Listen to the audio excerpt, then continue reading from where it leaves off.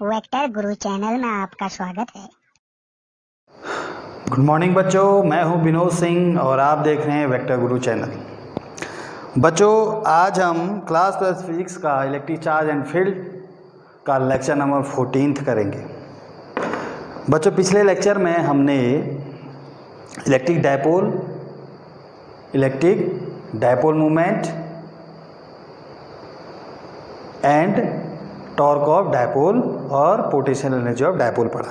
बच्चों, आज हम पढ़ेंगे electric field at the axis of the electric dipole and electric field at the equatorial position of electric dipole and electric field at any point of electric around the electric dipole. ठीक है बच्चों, तो शुरुआत करते हैं। Electric field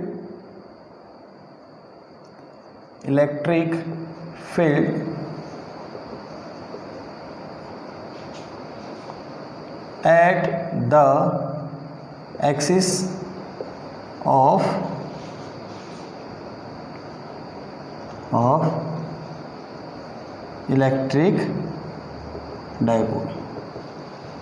electric dipole के axis पर। ठीक, तो माना बच्चों यहाँ पर एक क्या है, इलेक्ट्रिक डायपोल है। ठीक, ये प्लस क्यू, ये माइनस क्यू, और इनके बीच की डिस्टेंस कितना लेते हैं बेटे हम? 12 लेते हैं, है ना। ये मिड पॉइंट है, ये हो गया। ठीक,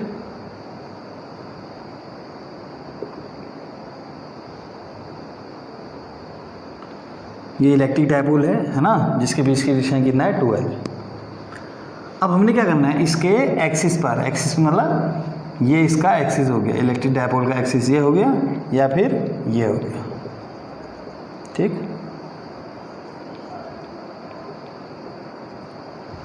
तो इसके एक्सिस पर माना यहाँ पर कोई पॉइंट क्या है? P। क्या है पॉइंट? P। अच्छा, इसको A ले लो, इसको B ले लो, और ये बीच वाला क्या हो गया? O हो गया। अब क्या लेते हैं बच्चों, इसके मिड पॉइंट से, है ना, इस P की डिस्टेंस ले लेते हैं। कितनी ले ली? R ले ली। ठीक हो गया। अच्छा, अब P पर क्या करेंगे हम? इलेक्ट्रिक फील्ड निकाल लेंगे इस डायपोल के कारण। तो इस डायपोल में 2 Q हैं, तो यहाँ पर 2 इलेक्ट्रिक फील्ड होंगे, एक इसकी वजह से और एक इसकी वजह से। ठीक हो गया। अच्छा, अब जो प्लस Q के कारण जो यहाँ पर इलेक्ट्रिक फील्ड होगा उसको हमने E1 बोल दिया। क्या बोल दिया बेटे? E1। और E1 की डायरेक्शन क्या होगी बेटे? आपको पता होना चाहिए, electric field due to the positive charge, ठीक है, is outward from this charge, मतलब इससे दूर जाएगा, तो इलेक्ट्रिक फील्ड की डायरेक्शन कहाँ होगी? इधर की ओर होगी। अच्छा, इसकी वजह से यहाँ पर जो इलेक्ट्रिक फील्ड होगा उसको हमने क्या बोल दिया? उसको बोल दिया E2। और निगेटिव चार्ज की वजह से जो इलेक्ट्रिक फील्ड होता है उसका जो डायरेक्शन होता है वो इसी की ओर होता है ना, टुवर्ड द निगेटिव चार्ज। तो इसकी डायरेक्शन क्या होगी बेटे? इधर को होगी। किसकी? E2 की, है ना। E1 और E2 कहाँ पर हैं? दोनों P पर ही है, लेकिन डायरेक्शन क्या है? अपोजिट। ठीक हो गया। तो रिजल्टेंट क्या होगा? रिजल्टेंट E क्या होगा बेटे? E1 माइनस E2 होगा, है ना। इसमें से क्या कर देंगे हम? इसको घटा देंगे। ठीक है ना, क्योंकि क्या है दोनों क्या है, जैसे हम फोर्स के लिए करते 5 न्यूटन 3 न्यूटन, तो रिजल्टेंट क्या होगा? 5 माइनस 3 कितना हो गया? 2। ओके, तो हमने एक्सिस पर एक पॉइंट लिया पहले P, और वहाँ पर इस प्लस Q के कारण E1 लिखा, और माइनस Q के कारण क्या हो गया? E2 हो गया, है ना। तो यहाँ पर लिख भी सकते हो E1 is due to plus Q, E2 is due to minus Q। ठीक हो गया। अच्छा, दोनों की इस P पॉइंट की जो डिस्टेंस है सेंटर से, क्या है? डायपोल की सेंटर से कितनी है? R। तो E1 निकालेंगे, E2 निकालेंगे, दोनों को माइनस कर देते हैं, है ना। तो क्या होगा बेटे?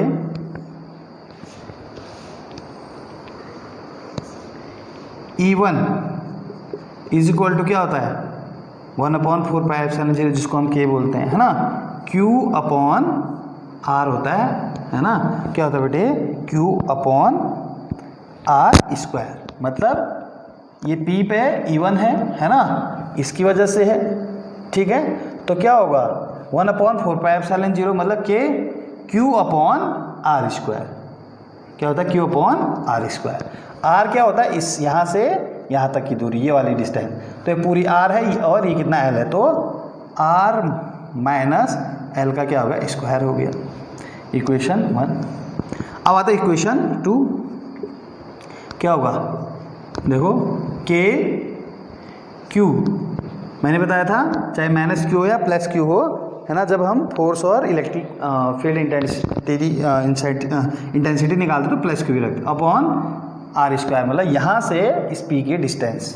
तो क्या हो गया R प्लस L का स्क्वायर, ठीक है। अब दोनों क्या है एक दूसरे के अपोजिट हैं, तो रिजल्टेंट क्या हो जाएगा निगेटिव हो जाएगा। अब निगेटिव कैसे, किस में से क्या माइनस करेंगे, बड़े में से छोटा, तो E1 में से E2 माइनस करेंगे। अब E1 बड़ा कैसे है बेटे, देखो ये K सेम है Q सेम है। अब अपॉन में देखो जिसका डिनोमिनेटर छोटा होता है उसकी वैल्यू क्या होगी बड़ी, है ना। देखो ये छोटा है ये बड़ा है ना, R प्लस L बड़ा होगा या R माइनस L बड़ा होगा, R प्लस L बड़ा होगा, तो ये बड़ा होगा, तो इसका वैल्यू E2 की वैल्यू क्या होगी छोटी होगी। ये छोटा है तो इसका, तो रिजल्टेंट के लिए क्या करेंगे, रिजल्टेंट के लिए E1 माइनस E2, तो क्या हो जाएगा E1 माइनस E2। तो क्या हो जाएगा इसमें से माइनस करो तो K और Q तो कॉमन है, K Q कॉमन आया, अंदर क्या बचा 1/R माइनस L का square minus R plus L का स्क्वायर, ठीक है बच्चों। अच्छा जी, अब क्या करेंगे इनको सॉल्व करेंगे। अब क्या लेंगे एलसीएम लेंगे नीचे, है ना। तो क्या हो जाएगा E=KQ, तो एलसीएम क्या आ जाएगा R माइनस L का square into R plus L का स्क्वायर, ठीक है बच्चों।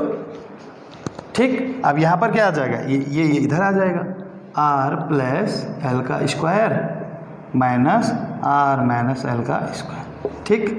तो K=,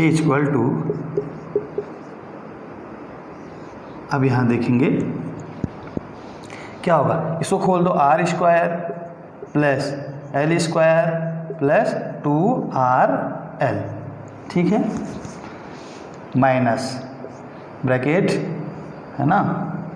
ये क्या हो जाएगा R² plus L² minus 2RL, A plus B का whole square A minus B का होल स्क्वायर अपॉन, इसको क्या लिख सकता हूँ, इसका भी पावर स्क्वायर इसका भी पावर स्क्वायर, तो एक साथ लिख सकते हैं R minus L into R plus L का इसका पूरे का होल स्क्वायर, ठीक हो गया इतना, ठीक हो गया। आप फिर इधर सॉल्व करते हैं। अब देखो E=K/L, आप क्या करेंगे इस स्टेप में, या माइनस से अंदर मल्टीप्लाई, तो minus L² plus 2RL minus R² minus L² plus 2RL, sorry minus से अंदर मल्टीप्लाई कर दिया, तो R² गया L² गया, ठीक। अब नीचे देखो A minus B A plus B, तो क्या होता है A² minus B², R² minus L², बाहर से स्क्वायर तो है ना, ये तो इसका अंदर वाले का क्या हो गया इन दोनों का R² में है L² बन गया है ना, और ऊपर क्या हो गया, ऊपर तो स्क्वायर है ही, है ना। आप देखो तो E= क्या आ गया KQ, ये क्या आ गया 2RL, तो क्या हो जाएगा 2RL 4RL, ठीक है, क्या हो गया 4RL, ठीक। या फिर 2 × 2 भी लिख सकते हो इसको, है ना। अभी क्यों लिखा है ऐसे अभी आपको पता चलेगा, है ना। 4 को क्या लिख दिया, चलो 4 ही लिख लो, फिर नेक्स्ट स्टेप में कर लेंगे, है ना। 4 लिख लो, नीचे क्या हुआ देखो। अब बच्चे याद रखना, इसमें क्या करते हैं हम, जो ये एल है वो आर के कंपेरिजन में बहुत छोटा होता है। जो इनके बीच की डिस्टेंस है ना, ये पहले ही बहुत छोटी होती है ना, फिर 12 तो बहुत छोटा, फिर एल उससे बहुत छोटा होगा, और ये आर क्या होता है इसके कंपेरिजन में, आर क्या होगा, बहुत बड़ा होता है। ठीक है, ये क्यू है ना, डायपोल का फॉर्मेशन तभी होता है जब इनके बीच की डिस्टेंस प्लस क्यू मैंने बहुत कम होती है, बताया था ना 10⁻⁻6 मीटर वगैरह, फिर उसका भी आधा करते तो बहुत कम होता है। तो आर के कंपेरिजन में बहुत कम क्या होता है, ये बहुत छोटा होता है। तो आप यहाँ पर ऐसा भी लिख सकते हो, यहाँ पर है ना, क्या लिख सकते हो, L is very very less than R. तो इसको हम 0 ले लेते हैं, हटा देते हैं इसको, तो यहाँ पर सिर्फ क्या बचा, आर स्क्वायर बचा, और आर स्क्वायर बचा, ये 0 हो गया, और पावर आर, तो आर स्क्वायर का स्क्वायर हो गया। ठीक है, अच्छा जी। अब इसके बाद क्या होगा,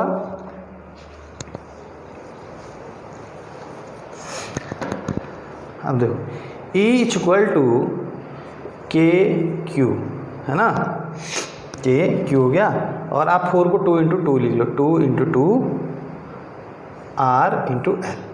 नीचे क्या हो गया, R⁴, तो एक R से एक R कट गया, नीचे कितना बचा, R⁴ बचा। के फिर क्या लिख रहा हूँ, 2 को आगे लिख दिया, फिर Q लिख दिया, फिर L लिख दिया। ठीक हो गया है ना। देखो क्या लिखा, पहले 2 लिखा, फिर एक और 2 लिखा, फिर Q लिखा, फिर L लिखा, और नीचे क्या लिख दिया, R⁴। ठीक है ना। अब इसको देखो, 2QL तो क्या होता है, P होता है, तो क्या हो जाएगा, K × 2P अपॉन RQ। समझ हो ना। तो फाइनल एक्सप्रेशन क्या आ गया आपका, E = K 2P upon RQ। Final expression ये आ गया।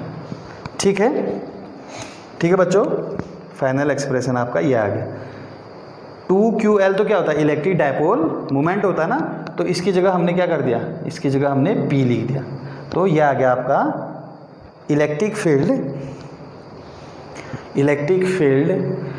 At the axis of electric dipole. ठीक, अब नेक्स्ट लेक्चर में हम क्या करेंगे, इसी को वेक्टर फॉर्म में निकालेंगे। ठीक है ना।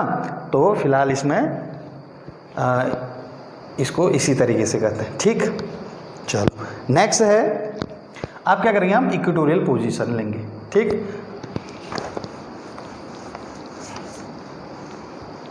अच्छा एक चीज़ और, यहाँ पर जो फाइनल डायरेक्शन कहाँ होगी इसकी, जो रिजल्टेंट है वो इधर ही की ओर होगी। ठीक है ना, क्योंकि ये ज़्यादा है ना। तो जैसे 5 न्यूटन 3 न्यूटन, फाइनल क्या होगा, 5 - 3 किया तो 2 आया, 2 इधर ही की ओर होगा जहाँ ज़्यादा है। ठीक, अच्छा जी।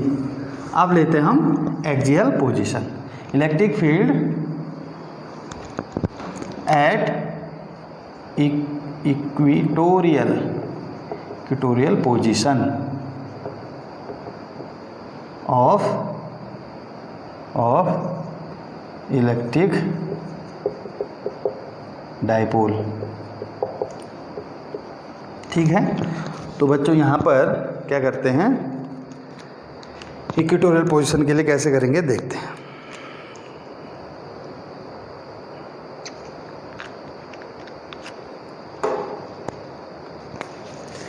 देखो ये आपका इलेक्ट्रिक डायपोल है, ये आपका इनके बीच की डिस्टेंस 2L, जिसको हमने आधा आधा कर लिया, ये L ये भी L। ठीक, ये L और ये भी L, ये O है। अब यहाँ से इक्वेटोरियल पोजीशन मतलब +Q और -Q से बराबर की दूरी पर कोई पॉइंट है, वहाँ पर निकालना, उसी को इक्वेटोरियल पोजीशन बोलते हैं। तो इससे भी अगर बराबर दूरी होगी तो या इधर लेना पड़ेगा या इधर लेना पड़ेगा। मैं कहाँ पर ले रहा हूँ, ऊपर ले लेते हैं, यहाँ पर ले लेते बेटे। ठीक है, ये थोड़ा सा इसका फिगर बड़ा बनेगा, तो हम इसको थोड़ा सा नीचे बना देते हैं, +Q -Q। ठीक, ये पॉइंट ले लेते हैं यहाँ पर P। ठीक है, P पॉइंट आ गया, ये हो गया इसके बीच की दूरी 2L है, तो आधा L हो गया, ये भी आधा क्या हो गया बेटे L। ठीक, अच्छा जी। ये पॉइंट है P। अब इसकी वजह से अच्छा ये O से है ना, ये O से ये वाली डिस्टेंस कितनी है बेटे सेंटर से, इससे पहले भी सेंटर से लिया था ना P की डिस्टेंस, P की डिस्टेंस सेंटर से लिया था, कितना लिया था R लिया था, अभी भी R लेते हैं। ठीक हो गया। अच्छा ठीक, सेंटर से P की डिस्टेंस इससे पहले भी R लिया था ना, तो यहाँ पर भी क्या ले रहे हैं हम R ही ले रहे हैं। ठीक। अच्छा इसकी वजह से यहाँ पर जो इलेक्ट्रिक फील्ड होगा है ना, उसको हमने क्या बोल दिया E2 बोल दिया, जिसकी डायरेक्शन क्या होगी इधर की ओर होगी, ऐसे कहाँ की ओर होगी इधर की ओर, ये हो गया E2। इसकी वजह से जिसकी डायरेक्शन, इसकी वजह से जो इलेक्ट्रिक फील्ड होगा उसकी डायरेक्शन कहाँ होगी इधर की ओर होगी। ठीक है, इसकी वजह से यहाँ पर जो होगा इधर की ओर, इसको हमने E1 बोल दिया। इसकी वजह से माइनस, क्योंकि माइनस की वजह से क्या होता है जो इलेक्ट्रिक फील्ड प्रोड्यूस होता है वो माइनस की ओर ही होता है उसकी डायरेक्शन।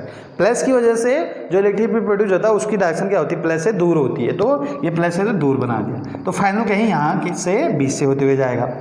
उससे पहले क्या कर रहे हैं हम, इस लाइन को मिलाते हैं क्योंकि ये डिस्टेंस हमको चाहिए। तो पाइथागोरस से वाला डिस्टेंस कितना हो जाएगा है ना, R² प्लस L², क्योंकि ये क्या है आपका परपेंडिकुलर, ये बेस है। ठीक, ये भी कितना हो जाएगा वाली डिस्टेंस R² प्लस L²। ठीक, ये एंगल ले लेते बेटे थीटा, क्या ले लेते हैं थीटा, और ये भी थीटा होगा है ना, क्योंकि बराबर डिस्टेंस पर।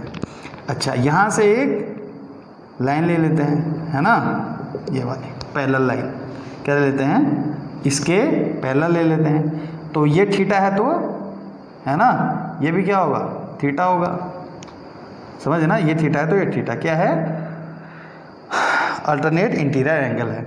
ये थीटा दोनों थीटा क्यों है, क्योंकि ये बराबर डिस्टेंस है। ठीक है ना, ये हो गया।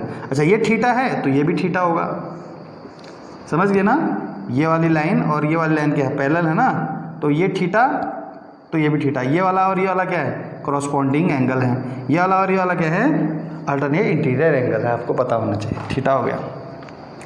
अब जो इनका रिजल्टेंट होगा वो कहीं इनके बीच से होते हुए जाएगा। अब अभी हम देखेंगे E1 और E2 की वैल्यू सेम होगी, तो जब वैल्यू सेम होती है तो जो रिजल्टेंट है ठीक बीच से होते हुए जाता है, और लग भी रहा है ठीक बीच से होते हुए जा रहा है। ठीक है ना, ये वाला इन दोनों का रिजल्टेंट ऐसे होते हुए जाएगा। ठीक है, क्योंकि थीटा है तो मतलब बीच से होते हुए जा रहा है ना। ठीक, ओके। अच्छा तो अब हम सबसे पहले क्या निकालेंगे E1 और E2 निकालेंगे। तो E1 किसकी वजह से है बेटे, E1 is due to plus Q, E2 is due to minus Q। तो E1 निकालते सबसे पहले, के Q अपॉन यहाँ से यहाँ तक की डिस्टेंस, ये क्या है इसका स्क्वायर, डिस्टेंस का स्क्वायर होता है ना, तो प्लस है ना अंडर रूट इसका स्क्वायर। ठीक हो गया। E2 क्या होगा के Q अपॉन माइनस Q से यहाँ तक की डिस्टेंस, तो क्या हो जाएगा under root R² plus L² का होल स्क्वायर। ठीक है। अब बच्चों देखो दोनों वैल्यू क्या है सेम है, E1 और E2 की वैल्यू सेम है, इसकी और इसकी वैल्यू क्या है सेम, तो सेम है तो क्या होगा रिजल्टेंट 20 से होते हुए जाएगा। ठीक है, रिजल्टेंट कहाँ से होते हुए जाएगा 20। वैसे भी हमने थीटा एंगल देख के हमने वैसे भी क्या कर दिया, इनको प्रूव कर दिया कि ये ठीक दोनों क्या है बराबर और 20 से होते हुए जाएगा। ठीक, अब रिजल्टेंट कैसे निकालते हैं आपको पता होना चाहिए है ना, जब क्या हो उनके बीच में कुछ एंगल हो। ठीक हो गया, ठीक है बच्चों, ठीक हो गया। अच्छा अब इसके बाद जो रिजल्टेंट का फॉर्मूला इसमें हम क्या कर देंगे अप्लाई कर देंगे। ठीक है, तो रिजल्टेंट क्या होता है बेटे formula, E = under root E1 plus E1 का स्क्वायर प्लस E2 का square plus 2E1 E2 cos theta, cos alpha ले लेते हैं और है ना, मतलब क्योंकि हमने थीटा यहाँ कुछ लिया हुआ है। ठीक, मतलब अल्फा यहाँ पर क्या है E1 और E2 के बीच का एंगल होता है, E1 और E2 के बीच का एंगल। ठीक, तो ठीक है भाई। अच्छा अब E1 और E2 बराबर है, तो क्या मैं E1 और E2 की जगह है ना, एक ही ले सकता हूँ। तो E इक्वल टू क्या होगा, है ना, देखो E1 इज इक्वल टू क्या है यहाँ पर E2 है। E इक्वल टू अब क्या हो जाएगा, E1 का स्क्वायर प्लस E1 का square plus 2E1 into E2 sorry E1 into E2 E1 cos 2 theta. Alpha क्या है, E1 और E2 के बीच का एंगल, जो कि क्या है थीटा प्लस थीटा कितना हो गया 2 थीटा। तो E इज इक्वल टू ये क्या हो जाएगा E1 का स्क्वायर E1 का स्क्वायर प्लस 2E1 का स्क्वायर। ठीक, अब क्या आ जाएगा यहाँ पर cos 2 थीटा आ जाएगा। ठीक है भाई, अब क्या करेंगे E1 प्लस देखो E1 का स्क्वायर E1 का स्क्वायर E1 का स्क्वायर कॉमन है ना, तो सीधे क्या आ जाएगा, ये बाहर आ जाएगा। ठीक, तो इसके बाद फॉर्मूला क्या बनेगा देखना, E equal to under root, है ना, ये पूरा E1 का स्क्वायर बाहर आ जाएगा, तो क्या हो जाएगा, ये बाहर E1 आ गया। यहाँ पर क्या बचा 1 प्लस 2 कॉस 2 थीटा बन गया। ठीक हो गया। अच्छा, अब इसको इरेज कर देते हैं। अब क्या हो जाएगा 1 1 क्या हो गया 2,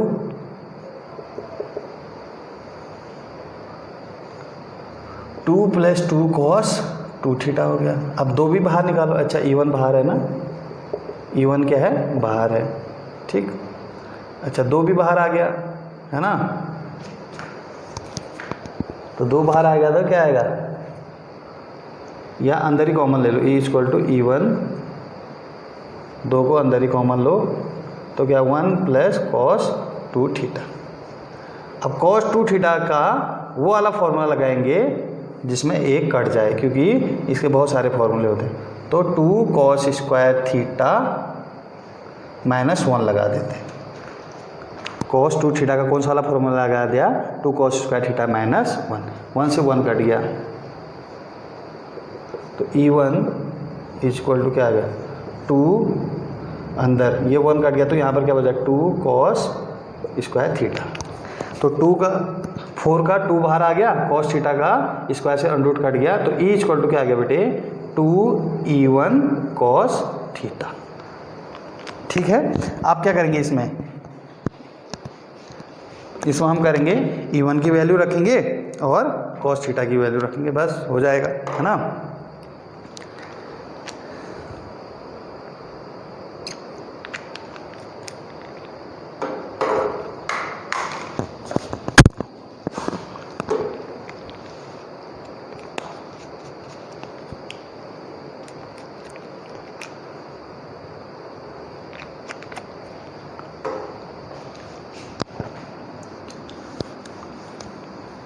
ठीक हो गया। अब यहाँ पर कॉस थीटा निकालो बेटे, पहले कॉस थीटा क्या होगा, यहाँ से निकालो। कॉस थीटा बराबर क्या है, बेस अपॉन हाइपोटेनस, तो बेस ये है और हाइपोटेनस है, तो L अपॉन क्या जाएगा R square plus L square. ठीक है, अच्छा E1 की वैल्यू हमने लिखी थी क्या, KQ upon R square plus क्या था L स्क्वायर, है ना, ये था ना अंडर रूट। ठीक है, ऐसा था ना, तो अंडर रूट से स्क्वायर कट गया, है ना, तो E1 क्या बन जाएगा, E1 ये हो जाएगा R square plus L square. ठीक है, बटे अंडर रूट से स्क्वायर कट जाएगा। ठीक, E1 की वैल्यू ये है, E2 की भी यही थी, है ना। अब दोनों की वैल्यू यहाँ पर रख देंगे, इसको इरेज करते हैं। तो यहाँ पर रखेंगे तो क्या हो जाएगा, E इक्वल टू 2 E1 कितना है KQ upon R square plus L square, फिर कॉस थीटा कितना है L upon R square plus L square का अंडर रूट।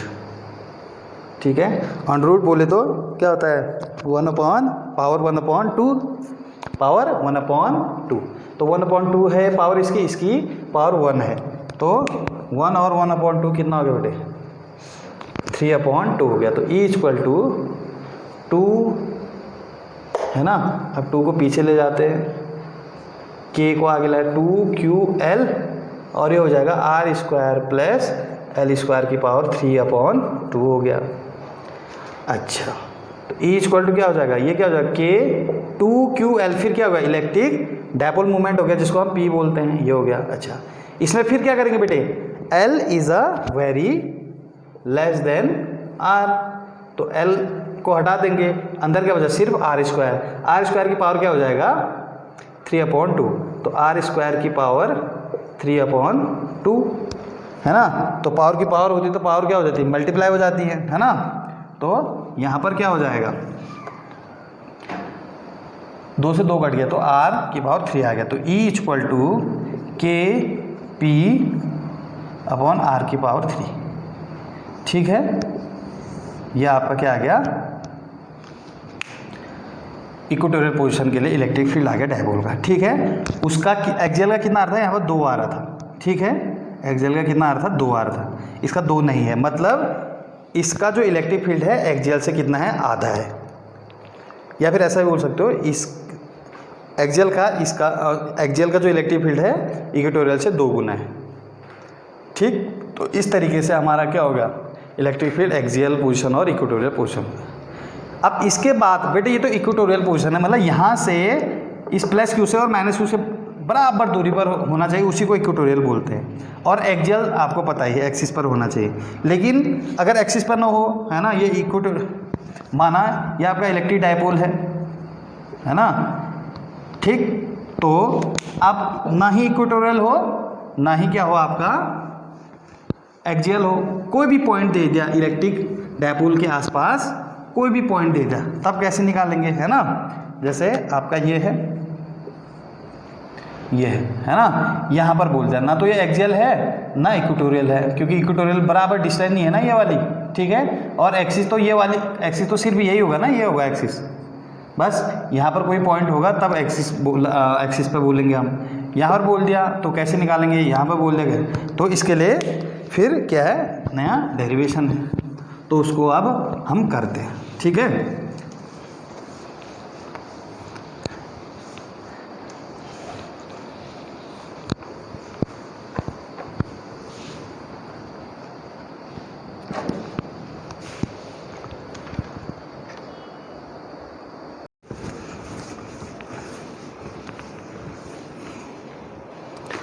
तो बच्चों इसके बाद है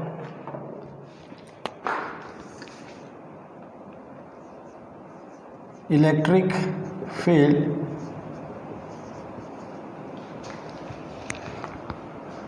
eight any point due to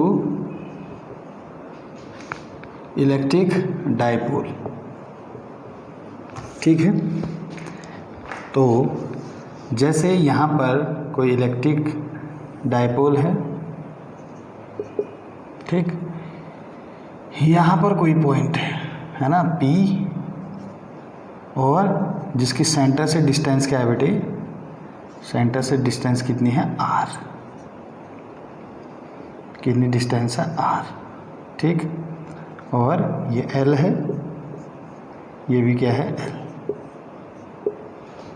और ये एंगल कितना है आपको थीटा दिया, ठीक।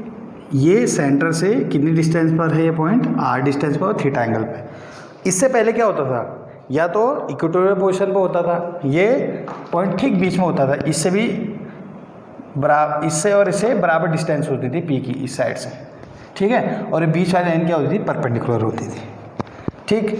या फिर क्या होता था, एक्सियल पोजीशन पे होता था इसी में।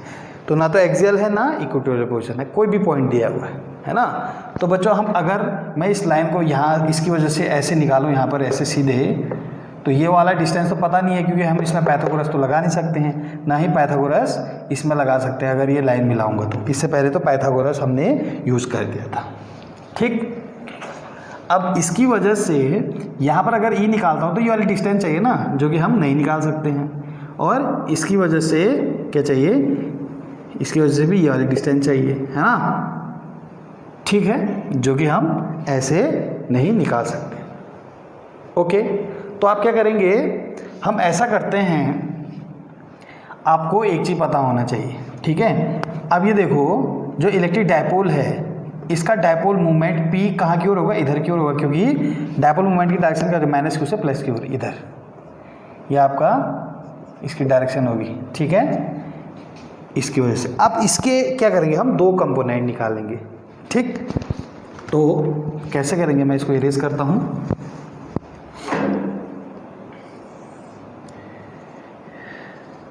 ये हो गया माइनस क्यू, ये हो गया प्लस क्यू। यहाँ पर है कोई पॉइंट P जो कि mid point, O is a mid point, ठीक है ना, और O क्या है, मिड पॉइंट है, यहाँ से R डिस्टेंस में। अब ये क्या हो गया बेटे, ये क्या हो गया आपका इलेक्ट्रिक डायपोल, जिसकी डायरेक्शन क्या है, इधर की ओर है। वो होता ही आपको पता है डायपोल में, इलेक्ट्रिक डायपोल में जो डायपोल मोमेंट की डायरेक्शन हो माइनस क्यू से प्लस क्यू। अब देखो ये थीटा बोला है तो उसके दो कंपोनेंट होंगे, एक तो ये होगा, क्या होगा ये, P cos थीटा, ठीक है, ये वाला। अच्छा, एक क्या होगा, इस कंपोनेंट सीधे 90 एंगल पर होता है बेटे, याद रखना, जिसको हम क्या बोल देंगे, P sin थीटा, इसके, ठीक है। अब हमारे दो कंपोनेंट निकल गए। अच्छा, अब देखेंगे, अब जो ये वाला पॉइंट है, देखो ये वाला पॉइंट है, ये 90 का है बेटे, है ना, ये बता देता हूँ, ये 90 हो गया। ये वाला जो पॉइंट है वो इस डायपोल के तो परपेंडिकुलर है, ये 90 है ना पूरा, तो इस डायपोल के तो परपेंडिकुलर में आ रहा है ये पॉइंट, और इस वाले डायपोल के क्या आ रहा है, एक्सियल पर आ रहा है, ये डायपोल है ना, ये डायपोल की डायरेक्शन P cos थीटा के एक्सिस पे है ये पॉइंट, P sin थीटा के क्या है, परपेंडिकुलर है पॉइंट, ठीक है। तो इसकी वजह से यहाँ पर कितना इलेक्ट्रिक फील्ड होगा, इसकी वजह से कितना इलेक्ट्रिक फील्ड होगा, दोनों को निकालेंगे और फिर इनको जोड़ देंगे, ठीक है। अब इससे पहले हमने पीछे जाते हैं, जो हमने इससे पहले दो इक्वेशन पढ़ी बेटे, पहले एक्सियल पोजीशन में, है ना, यहाँ पर क्या था, माइनस क्यू प्लस क्यू था, P की डायरेक्शन इधर थी, है ना, हमने दो क्यू रखे थे, ये मिड पॉइंट हो गया, मिड पॉइंट से R डिस्टेंस पर यहाँ पर हमने कोई P पॉइंट लिया था, ठीक है। अब इसकी वजह से यहाँ पर E उधर को था, E1 E2 इधर को था, तो रिजल्टेंट किधर आया था, ऐसे आया था रिजल्टेंट, है ना, उधर की ओर आया था, रिजल्टेंट की डायरेक्शन कहाँ आई थी बेटे, उधर की ओर आई थी, क्योंकि इसकी वजह से E1 इधर की ओर और इसकी वजह से E2 माइनस की वजह से E2 इधर की ओर था ना, ये उधर की ओर है, ठीक हो गया। तो इसमें से ये माइनस कर देता क्योंकि ये ज़्यादा था, तो फाइनल E उधर को आ गया था, जिसको हम E एक्सिस बोलते हैं यहाँ पर, है ना। अच्छा, और यहाँ पर जो इलेक्ट्रिक डायपोल की डायरेक्शन है वो भी इधर की ओर है नहीं है, माइनस क्यू से प्लस क्यू की ओर। तो यहाँ पर देखो जो फाइनल आपका रिजल्टेंट इलेक्ट्रिक फील्ड आया है उसकी डायरेक्शन और डायपोल की डायरेक्शन क्या है, सेम है, ठीक।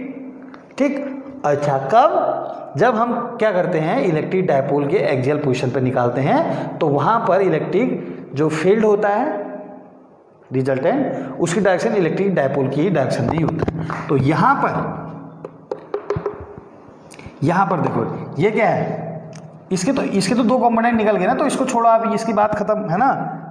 अच्छा, ये क्या है, जैसे यहाँ पर P है वैसे यहाँ पर क्या है, P cos थीटा, तो ये P cos थीटा है ना कि एक्सिस पर ये पॉइंट है, जैसे इस P के, है ना, इस साइड एक्सिस पर ये पॉइंट है, तो इसकी वजह से, जैसे इसकी वजह से यहाँ पर E कितना हुआ था बेटे, K 2P upon R cube आया था।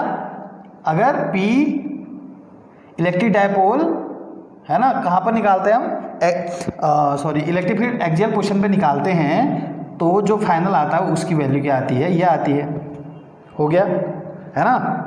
और जब कब P क्या है, इसका क्या है, इलेक्ट्रिक डायपोल मोमेंट है। तो वैसे ही यहाँ पर भी इसकी वजह से जो इलेक्ट्रिक फील्ड आएगा, है ना, जैसे इसकी वजह से जो इलेक्ट्रिक फील्ड आया है ये आया है, वैसे P cos थीटा की वजह से भी जो इलेक्ट्रिक फील्ड आएगा उसको कैसे बोलेंगे हम, EA इक्वल टू K2 तो ये आएगा, P की जगह क्या आ जाएगा, P cos थीटा अपॉन ये वाली distance R,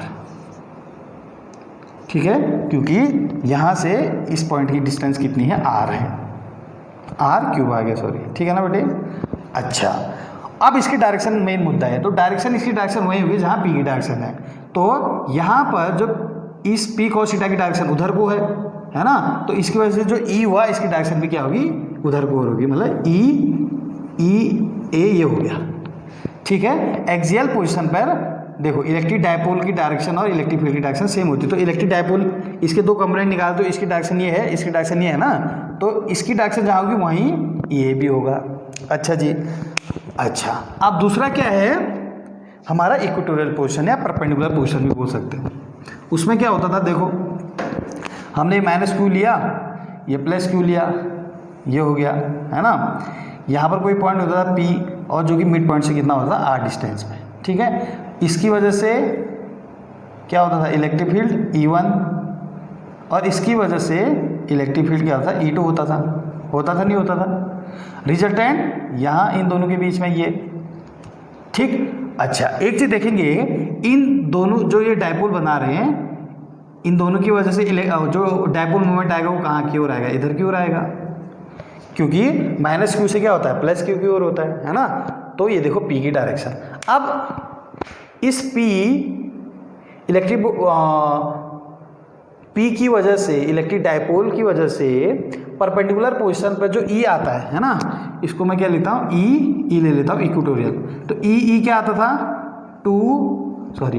K P upon R cube आता था P की वजह से। तो वैसे ही देखो ये क्या है, ये आपका P की जगह P cos थीटा है, P sin थीटा है, P sin थीटा है ना। इसका क्या है, परपेंडिकुलर डिस्टेंस पर ये पॉइंट है, जैसे ये P है, P के परपेंडिकुलर डिस्टेंस पे क्या है आपका ये पॉइंट P है, ये आपका डायपोल मोमेंट है ना। इस डायपोल मोमेंट P के परपेंडिकुलर पोजीशन पे ये पॉइंट P है, तो इसकी वजह से जो इलेक्ट्रिक फील्ड प्रोड्यूस होता है वो ये होता है। तो वैसे ही यहाँ पर ये जो P sin थीटा है इसके परपेंडिकुलर डिस्टेंस पे ये पॉइंट P है, तो इसकी वजह से जो E पैदा होगा है ना, इक्वेटोरियल को दर्शा रहा है, के P की जगह क्या है, P sin थीटा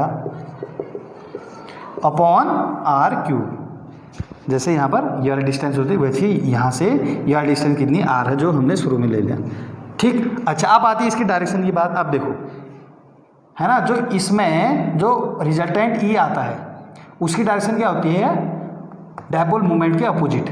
ये इधर को है तो ये इधर को है, तो जैसे ही इसकी डायरेक्शन ये इधर को है तो इसकी वजह से जो E हुआ उसकी डायरेक्शन क्या होगी, उधर को, ऐसे ये होगा E। ठीक, अब रिजल्टेंट कहीं ऐसे जाएगा इसका, इन दोनों का रिजल्टेंट, समझ गए। तो पहले हम रिजल्टेंट की वैल्यू निकालते हैं, फिर रिजल्टेंट का डायरेक्शन भी निकाल सकते हैं। यहाँ पर इसको क्या लेंगे, अल्फा ले लेंगे, क्या ले लेंगे, अल्फा। ठीक है, यहाँ पर तो डायरेक्शन हमने सीधे क्या बोल दिया था, अपोजिट बोल दिया था ना। हाँ, तो एक चीज़ याद रखना, इक्वेटोरियल में जो इलेक्ट्रिक फील्ड होता है रिजल्टेंट वो डायपोल के क्या होता है, ठीक अपोजिट होता है।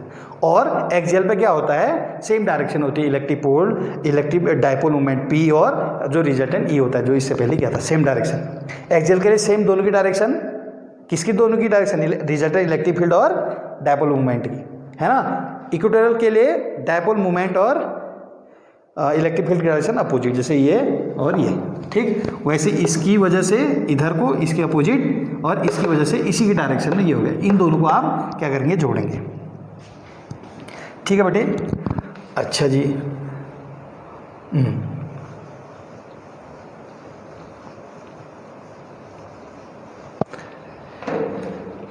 अब देखो बेटा एक चीज़ देखेंगे, ये क्या होगा, ठीक इसके अपोजिट होगा और पैरेलल भी होगा, है ना। तो ये थीटा है, ये थीटा है पूरा, सॉरी ये 90 है पूरा, है ना। तो ये भी पूरा कितना होगा, 90, है ना। The angle between EA and EE ये कितना होगा बेटे, 90। देखो ये पूरा 90 है, ये इसके अपोजिट में है ना। ये क्या है, ये अपोजिट है ना, पैरेलल और अपोजिट है, तो ये क्या है, अल्टरनेटिव एक्सटीरियर एंगल बोलो, है ना, ये हो गया। तो पूरा इनके बीच का एंगल क्या है, 90। तो E इक्वल टू क्या हो जाएगा,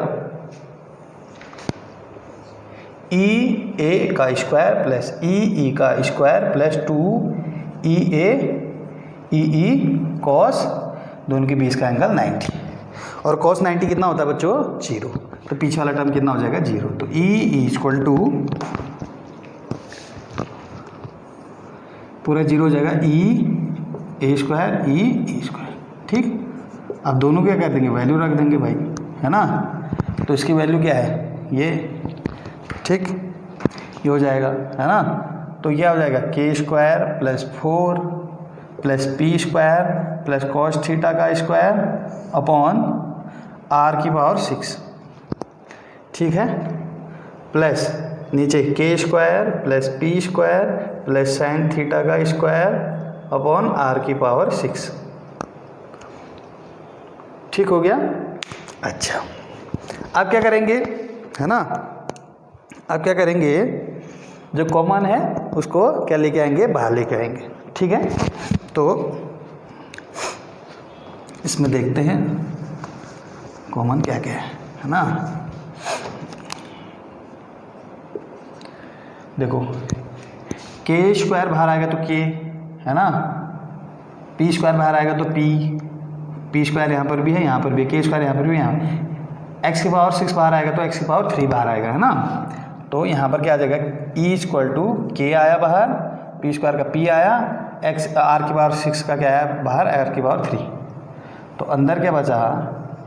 4x² theta sin² cos² theta plus sin² theta. ठीक, यह हो गया k p r⁵। अब देखो इसको क्या लिख सकता हूँ मैं? 3 cos² theta plus cos² theta, है ना। यहाँ पे सीधे सीधे ऐसा भी कर सकते हो, है ना, cos² थीटा, इसको क्या कर दो? 1 - cos² थीटा। sin² थीटा को क्या लिख सकते हैं? 1 - cos² थीटा। अब क्या हो जाएगा? k p r⁵। अब क्या हो गए? 4 cos² थीटा में से एक cos² थीटा माइनस हो गया तो कितना आ गया? 3 cos² थीटा। तो 1 + 3 cos² थीटा आ गया। ठीक है, और याद रखना है जो थीटा एंगल है वो क्या है? जो आपका शुरू में जो डायपोल है ना, ठीक, उससे जितना एंगल होगा उसकी बात करें। ठीक, तो ये आ गया बेटे किसी भी पॉइंट के लिए। तो एग्जाम में आएगा, बोलेगा एक डायपोल है ना, P इलेक्ट्रिक डायपोल मोमेंट है जिसका, है ना, उससे थीटा एंगल पर r डिस्टेंस पर कोई पॉइंट है, वहाँ पे इलेक्ट्रिक फील्ड निकाल। तो r दिया है, P आपको पता है 2ql होगा, है ना, ये हो गया। और ये देखिए मिड पॉइंट, हाँ ये L है, ये भी L है, तो याद रखना ये मिड पॉइंट से ही होगा बेटे, है ना। ये जो भी हम पढ़ रहे हैं ये मिड पॉइंट से ही डिस्टेंस पढ़ेंगे, ठीक है ना, हाँ, वरना नहीं निकलेगा ऐसे। अब आएगा इस जो रिजल्टेंट है उसकी डायरेक्शन।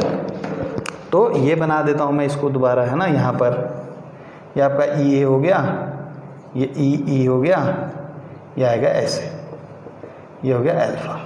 ठीक, तो अब क्या होता है यहाँ पर, तो ये टोटल 90 है ना। तो जब भी ये एंगल इन दोनों के बीच का 90 होता है तो, है ना, वैसे तो एक फॉर्मूला है क्या, tan अल्फा = क्या होता है, अगर ये एंगल इसके साथ बना रहे तो यहाँ पर E sin theta plus EA, यहाँ पर EE cos थीटा, ये वाला फॉर्मूला लगाते हैं, है ना। बट यहाँ पर क्या है, इनके बीच में 90, EA और EE के बीच में अगर एंगल 90 हो तो हमारे पास ये सुविधा ये रहती है कि हम इसको हटा करके इसको कहाँ पर लगा देते हैं, यहाँ पर लगा देते हैं ऐसे।